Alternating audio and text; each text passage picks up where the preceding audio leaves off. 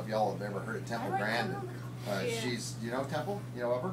She's the autistic lady up at CSU. Yeah. Yeah, we've talked about her a couple of years ago. I've worked with Temple for 20 years, and I had lunch with her about a year ago.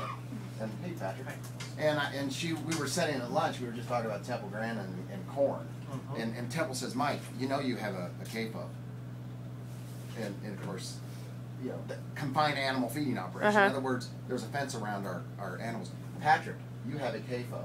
Those chickens over there in that pen, that is a CAFO. Technically, according to the government and the EPA, that's a CAFO.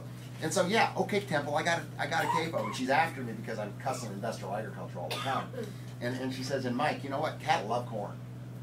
And I said, yes, I know. They love corn. And of course, she's all into the humane treatment stuff, and I love her. And I said, cattle love corn, but they don't need so much corn that we have to feed antibiotics to keep them alive. Right.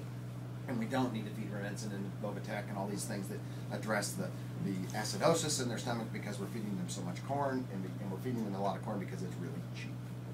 And so we have that conversation. But Temple's done a lot of good, even in the bigger operations, in at least getting them to treat animals more humanely. Right. Before it wasn't on the radar, and now it is. And so we feed enough corn to balance the diet, to make the cattle grow well, and to give us a very high quality meat product, and produce a meat with high quality fat that's good for you, with the omega-3s, the CLA, and that sort of thing. And we also accomplish that with these cattle you're going to see here on the farm. If you get to drive down the hill, like Patrick might give you, show you how to get down there. But these are Wagyu Angus animals. And when you think, well, what's Wagyu? Well, it's a Japanese breed of cattle. They're black. And they are what Kobe beef comes from. There's a little place in Japan called Kobe. And they're famous for this wonderful beef. It's the most highly marbled beef, and it's genetically a superior, healthier fat in that animal. More omega-3s, more CLA.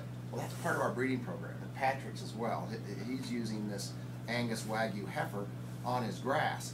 Now, grass-fed animals are wonderful, but they need to be fat.